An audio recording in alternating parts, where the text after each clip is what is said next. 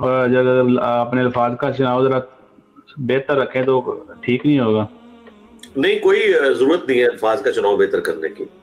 अल्फाज के चुनाव की बेहतरी ने तो उम्मत में गुमराही का दरवाजा खोला है। हमने लोगों को अल्फाज से बाहर निकालना है। ये बहुत बड़ा जुल्म हुआ है जो आपने अल्फाज के चुनाव के साथ इस तरह मामला किया है, क्योंकि इससे इन्होंने कुरान को बदल दिया है। अल्हम्दुलिल्लाहि रब्बिल आलमीन वस्सलातु वस्सलामु अला सय्यिदिल अंबिया वल मुरसलीन अम्मा बअदु फ़अऊज़ु बिल्लाहि मिनश शैतानिर रजीम बिस्मिल्लाहिर रहमानिर रहीम।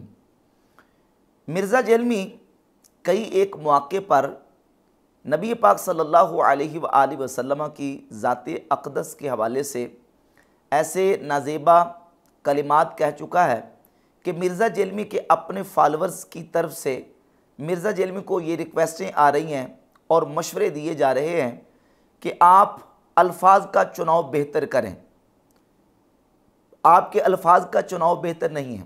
जैसा कि मिर्ज़ा जेलमी ने अभी कुछ दिनों पहले नबी पाक सल्लल्लाहु अलैहि वसल्लम की नमाज का तज़किरा करते हुए ये कहा कि फ़राइज़ नमाज के अलावा बाकी जितने वाजिबात हैं, सुन्नतें हैं, सुन्नत मुक्कदा गैर मुक्कदा, तमाम के लिए कहा कि ये वो फालतू था जो नबी सल्लल्लाहु अलैहि वसल्लम शौक़ से किया करते थे। तो नमाजें हैं 5, रखते हैं टोटल 17, पांचों की मिला के, फजर 2, जोर 4, असर 4, 3 मगरिब, 4 इशा।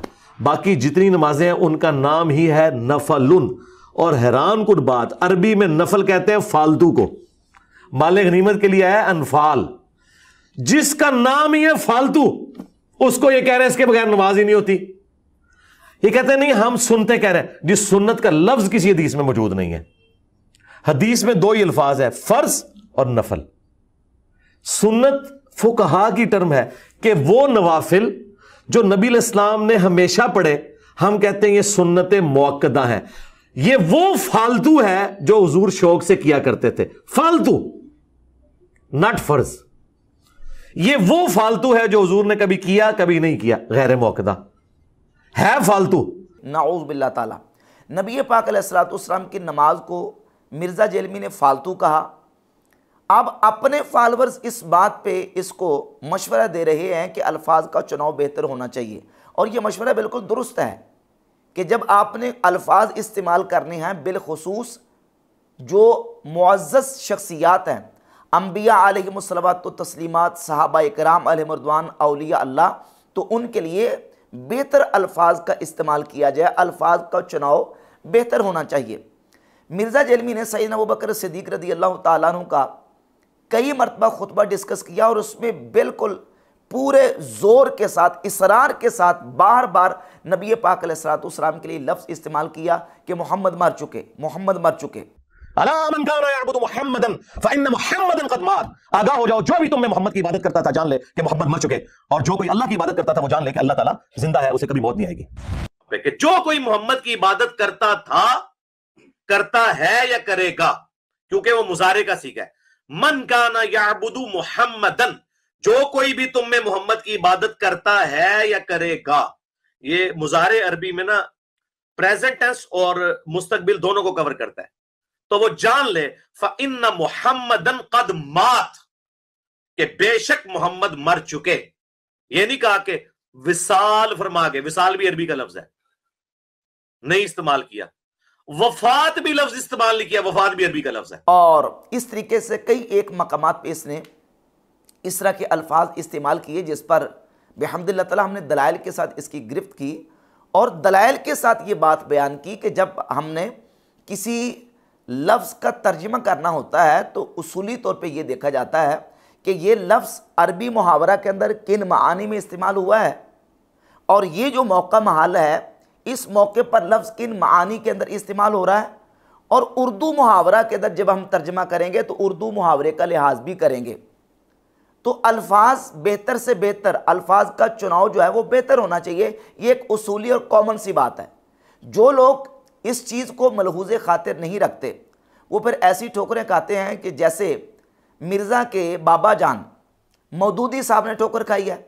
कुरान मजीद की सूरह यूसुफ की आयत, जिसमें यूसुफ अलैहिस्सलाम के भाइयों ने जनाब याकूब अलैहिस्सलाम से कहा कि अरसिलहु माना गदन यरता व यलअब, कि अबू जान यूसुफ को हमारे साथ भेजे, यरता वयलअब।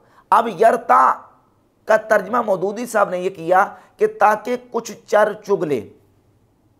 अब ये चर चुग ले जो तर्जमा किया गया यूसुफ अलैहिस्सलाम के लिए, अल्लाह के पैगंबर के लिए, अल्लाह के नबी के लिए, क्या ये एक आम इंसान की शयान शान भी है कि उसके लिए चर चुगने का लफ्ज़ उर्दू मुहावरा के अंदर इस्तेमाल किया जाए? हमारे उर्दू मुहावरा के अंदर चर चुग लेना ये किस के लिए इस्तेमाल किया जाता है?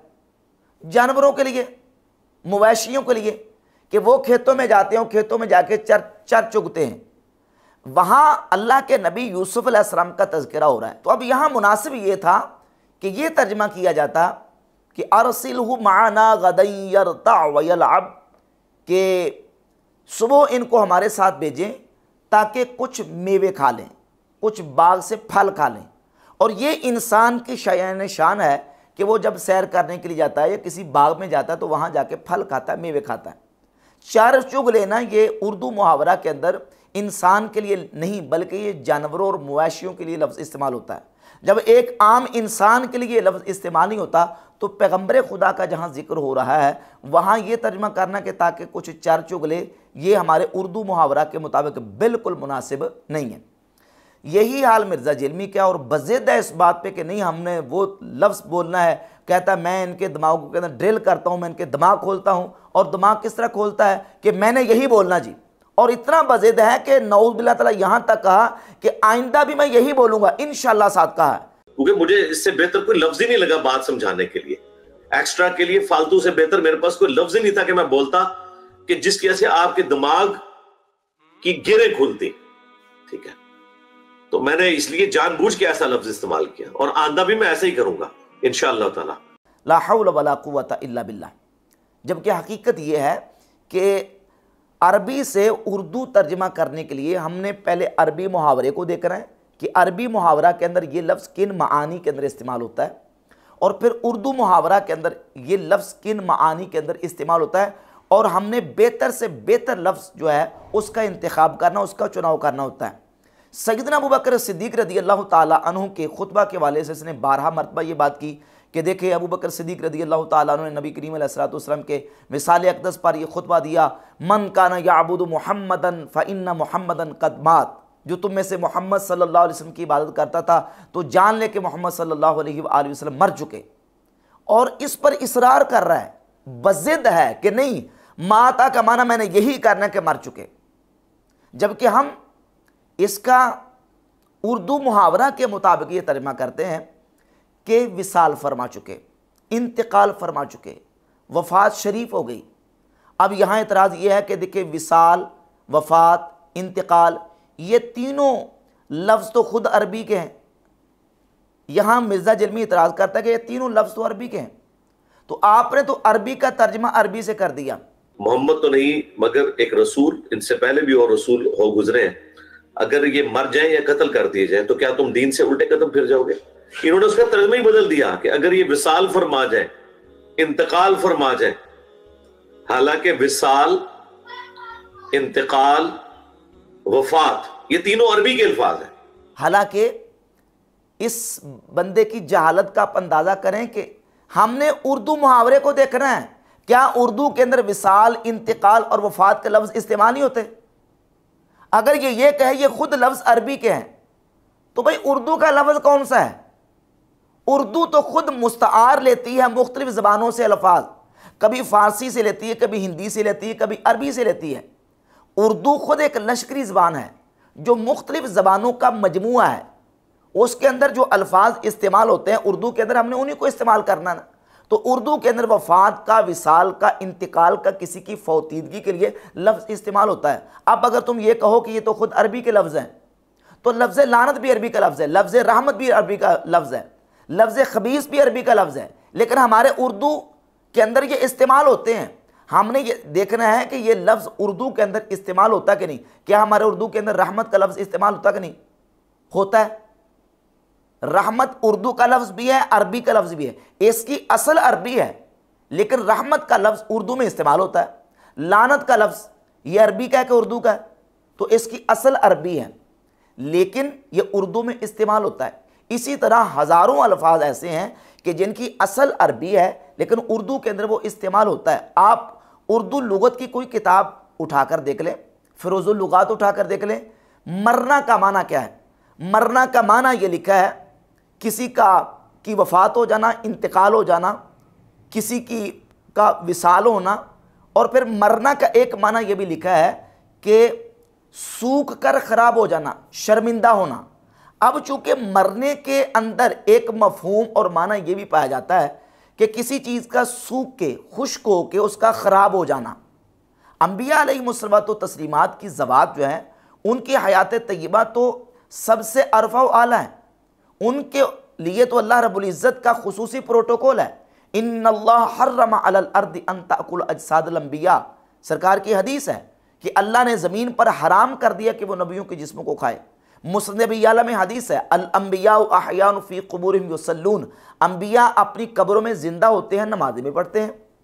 तो ये तो अंबिया अलैहिमुस्सलातो तस्लीमात की हयात तय्यबा है। अंबिया के लिए हमने ऐसा लफ्ज़ इस्तेमाल करना है कि जिस लफ्ज़ के अंदर कोई नेगेटिव और कोई ख़राबी वाला माना ना पाया जाता हो। अब लफ्ज़ मरना जो है इसके अंदर ये खराबी वाला माना पाया जाता है, सूख के ख़राब हो जाना, शर्मिंदा होना, हलाक होना, तबाह होना, बर्बाद होना। ये सारे मानी जो है वो उर्दू के अंदर मरना के पाए जाते हैं।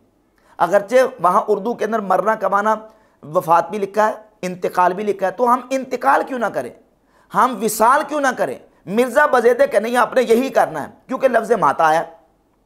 हालांकि माता ही के लफ्ज़ को अगर देखा जाए तो माता का लफ्ज़ अरबी के अंदर मुख्तलिफ मानी के लिए इस्तेमाल होता है। मैंने इसकी पूरी डिटेल और तफसील बयान की है। ये लिसानुल अरब से, ये लुगत की मारूफ किताब है लिसानुल अरब, इसके अंदर मानी लिखे हैं। माता तिर्री हो, हवा थम जाए तो उसके लिए इस्तेमाल होता है माता तिर्री हो, हवा थम गई। माता तिल हर्रो वल बर्दो, ठंडक जो है वो रुक गई। माता तिल अर्दो, ज़मीन बंजर हो गई। और मौत के लिए, नींद के लिए भी मौत का लफ्ज़ इस्तेमाल हुआ। मुख्तलिफ मानी के अंदर जो है वो माता का लफ्ज़ इस्तेमाल होता है। लेकिन जब किसी पैगंबर के लिए माता का लफ्ज़ इस्तेमाल होगा तो यकीनन हम उर्दू मुहावरे के मुताबिक अल्फाज का बेहतर और अच्छा चुनाव करेंगे और माना ये करेंगे विसाल कर जाए, इंतकाल कर जाए, ये बेहतर लफ्ज़ है। लेकिन मिर्ज़ा बज़ेदे का नहीं, ये अल्फाज के चुनाव की बेहतरी का जो मसला है इसने तो उम्मत के अंदर जो है ना वो गुमराही का दरवाज़ा खोला है, नऊज़ बिल्लाह ताला। अच्छा, फिर अपनी हालत ये है कि इसने एक जगह पे सैयदना बायज़ीद अल-बस्तामी रहमतुल्लाह का तज़किरा किया और मुकाबले में इमाम मुस्लिम का जिक्र किया। तो इमाम मुस्लिम के लिए ये लफ्ज़ इस्तेमाल किया कि हमारे इमाम मुस्लिम बिन हज्जाज अल-कुशैरी वो हैं जो 261 में उनकी वफ़ात हुई। और बायज़ीद बुस्तामी के बारे में कहा, बायज़ीद बुस्तामी ये 261 में मरा। मजे की बात, बायज़ीद बुस्तामी भी 261 हिजरी में मरा है और इमाम मुस्लिम भी 261 हिजरी में फौत हुए हैं। अब देखें, सैयदना बायज़ीद बस्तामी रहमतुल्लाह के मुकाबले जब इमाम मुस्लिम बिन हज्जाज का जिक्र किया तो इमाम मुस्लिम के लिए लफ्ज़ वफ़ात इस्तेमाल किया और बायज़ीद अल-बस्तामी के लिए लफ्ज़ मरना इस्तेमाल किया। वहाँ चूँकि अदब मलहूज़ खातिर था तो वहाँ वफ़ात का लफ्ज़ इस्तेमाल कर दिया।